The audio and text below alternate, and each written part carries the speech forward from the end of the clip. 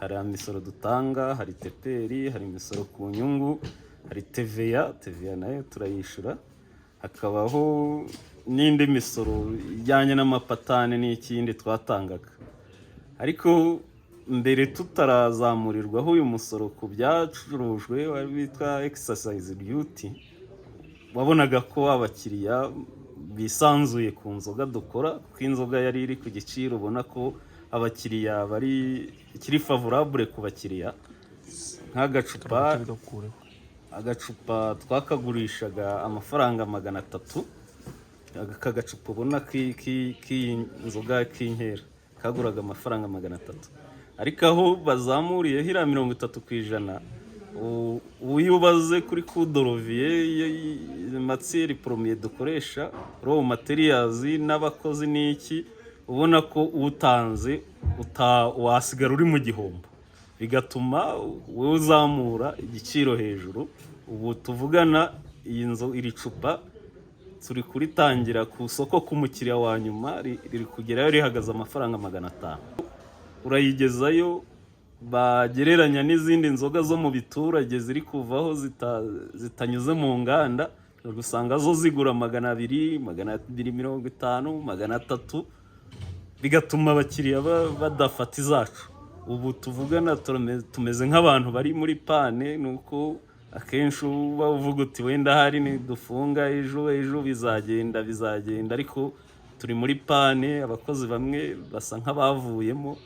Niba twaratangaga litiro wenda byibura 1000 ku munsi, ubu turi kuri 200, 100, rimwe na rimwe tukazibura. Urumva harimo ikibazo. Ntabwo wavuga ko umusoro wo waratubangamiye cyane. Matière première rero dukoresha zose zarazamutse, urabizi, ku biciro no ku isoko, haba n'ibyo kurya. Ibyo kurya, ibitoki byarazamutse. Urumva igitoki kiro twaguraga 120, ubu turi kukigura hafi 230. Isukari nayo murabizi ko muri iyi minsi iri ku giciro cyo hejuru. Mbere yaguraga 45,000, 50, wenda yakabye ikaba 60, ariko biri kuri 90, 80, yakabije kugabanuka. Urumva ko ni ibintu byose biri hejuru. Nta kintu na kimwe kitworoheye wavuga ngo wenda wakandiraho ubona kumanura ibiciro. Ibintu byose biri hejuru. Dufite umusoro witwa exercise, twishyura ni 30%, ariko haje na 16% bya tembure zijya ku macupa. Mbere yuko uwo musoro uza mu nganda, twari dufite production iri hejuru cyane, litiro 2,000 ku munsi. Uyu munsi ibyo 2,000 bikaba biproducinga mu kwezi, byasanye nk'aho bigabanutse kuri production. Abakozi twakoreshaga abakozi bagera muri 50, uyu munsi turakoresha abakozi 15, nabwo tukabakoresha mu buryo bwo gusimburana. Uwaje uyu munsi ntabwo ari ugomba kuza ejo, kuko byasanye mu buryo bwo kudahagarika abakozi bose. Twahise dufata abantu b'abamama, abagabo, cyangwa se abantu bubatse ingo, mu buryo bwo kuko aribo bafite inshingano.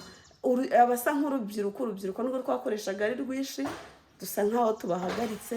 Urumva aho urwo rubyiruko rwerekeye ni ibintu bibabaje. Nabo bamama nabo ubwabo ntabwo bakora buri munsi, bakora mu cyumweru, ashobora gukoramo 3, ugakoramo 2. Urumva ni ibintu ni ikibazo ari kuri twebwe abanyenganda, ari no ku baturage muri rusange. Byabaye ibibazo. Dusora twakoresheje ayo mamashini, twakoze ibintu bifite ubuziranenge, ariko tukaba dufite abandi bantu bari ku ruhande bakora mu buryo butemewe, bengesha ibirenge. Twe twakoresheje amamashini yengesha ibirenge. Ntabwo ibintu bye bifite valeri cyangwa se bifite ubuziranenge nk'ibyo twakoze. We ntasora, nta kibazo na kimwe ahura nacyo, nta patente, ntaki. Hanyuma we akagenda akaba afite iryo cupa rigurisha 200, iryo 5, twebwe twagera kuri tere tugahangana nabo. Kandi umuturage we bo ntago bakeneye karite, bakeneye quantity.